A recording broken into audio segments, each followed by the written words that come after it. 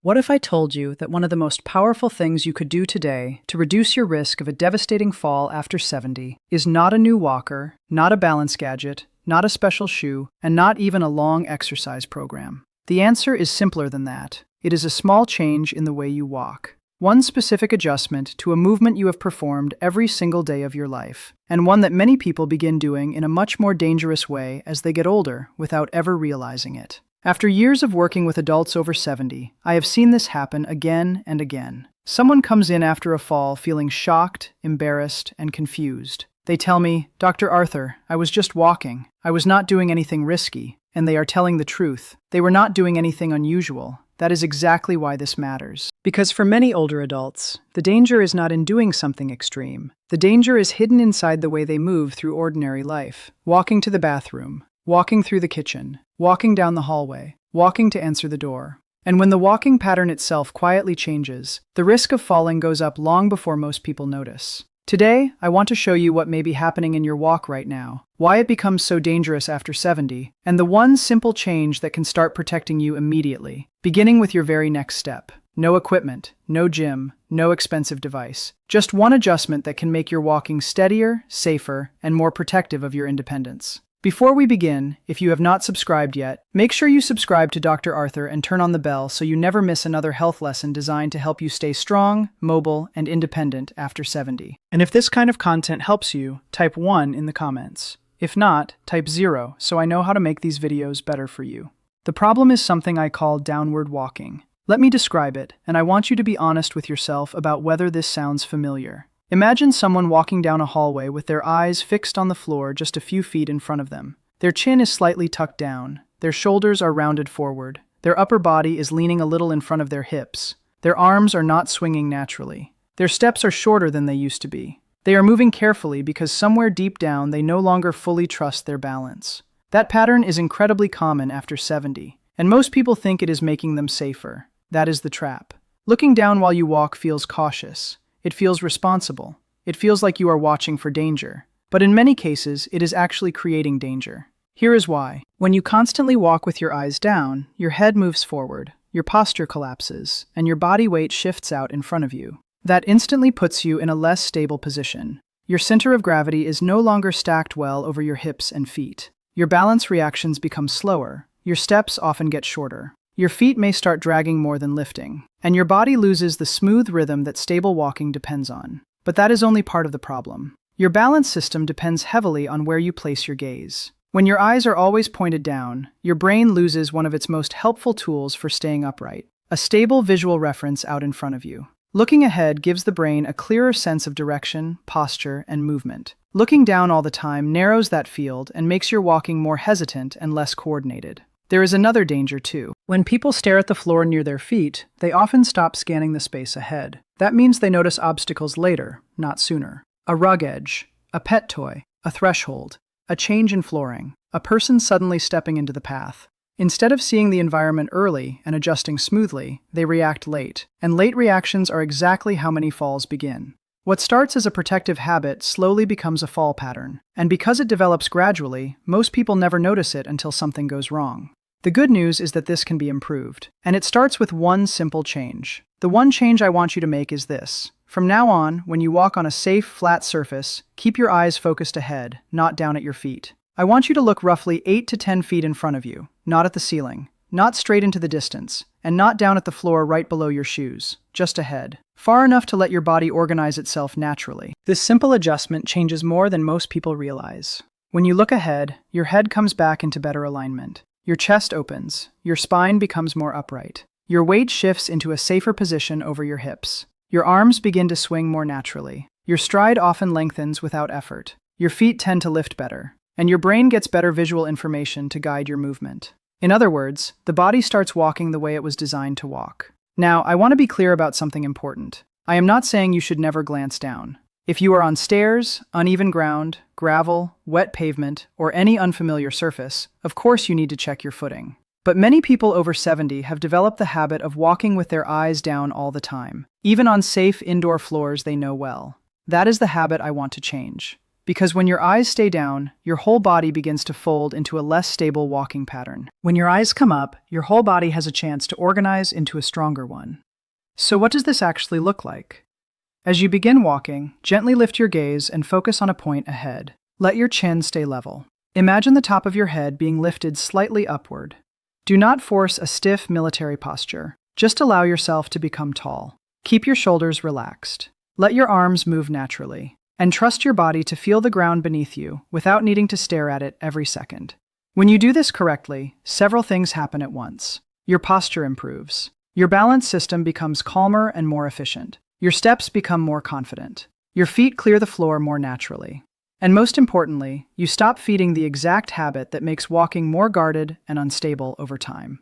One change, one visual cue, but it creates a chain reaction from your eyes to your head, from your head to your spine, from your spine to your hips, and from your hips all the way down to your feet. That is why it matters so much. Now let me show you 5 exercises that will help this new walking pattern feel natural, automatic, and strong. Exercise 1. Forward gaze walk. Why it matters. Before your walking can change, your brain has to relearn where to place your attention. Many people who have been looking down while walking for months or years are no longer doing it consciously. It has become automatic. This exercise begins rebuilding a safer visual walking habit. How to do it. Stand at one end of a hallway or open room.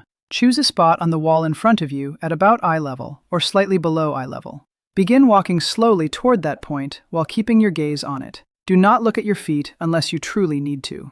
Walk 10 slow steps forward, turn carefully, choose another point ahead, and walk 10 steps back. That is 1 set. Complete 3 sets. What to focus on. Keep your face relaxed. Let your chin stay level. Do not force your head backward. The goal is not stiffness. The goal is gentle alignment. Let your body rise naturally under your gaze. Progress tip. As this becomes easier, practice the same walk in a slightly longer hallway or open space, so your body learns to hold that posture for more time without dropping the eyes back down. Exercise 2. Wall posture reset. Why it matters. One reason downward walking is so risky is that it encourages a forward head and rounded upper back posture. This exercise reminds your body what upright alignment feels like, so that walking ahead becomes easier and more natural. How to do it. Stand with your back near a wall. Let the back of your head, your upper back, and your hips gently touch the wall if comfortable. Your heels can be a few inches away from the wall. Now gently lengthen the back of your neck and keep your chin level. Stay here for 20 to 30 seconds while breathing normally. Step away from the wall and try to keep that same lifted posture as you take 5 slow steps forward. Return and repeat. Complete 5 rounds. What to focus on. Do not flatten yourself hard against the wall. You are not trying to force perfect posture. You are simply teaching your body what a more stacked and balanced position feels like. Progress tip. Once this becomes comfortable, step away from the wall and walk 10 full steps while keeping that same posture and your eyes focused ahead. Exercise 3. March in place with eyes forward.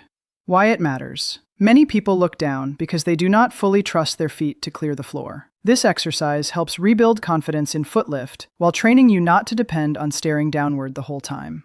How to do it. Stand behind a sturdy chair or near a countertop for support. Choose an object straight ahead at eye level. While keeping your eyes on that object, slowly march in place. Lift one knee, lower it with control, then lift the other. Perform 15 lifts on each side. That is 1 set. Complete 3 sets. What to focus on. Stay tall through your chest. Do not lean backward as the knees lift. Keep the movement controlled and deliberate. The purpose is not speed. The purpose is control and confidence. Progress tip. When this becomes easier, use lighter hand support so your balance system does a little more work while your eyes remain forward. Exercise 4. Step and pause walk. Why it matters. A lot of falls happen because walking becomes rushed and reactive. This exercise slows everything down and teaches your body to stay stable over one leg at a time while keeping your head and gaze in a safer position.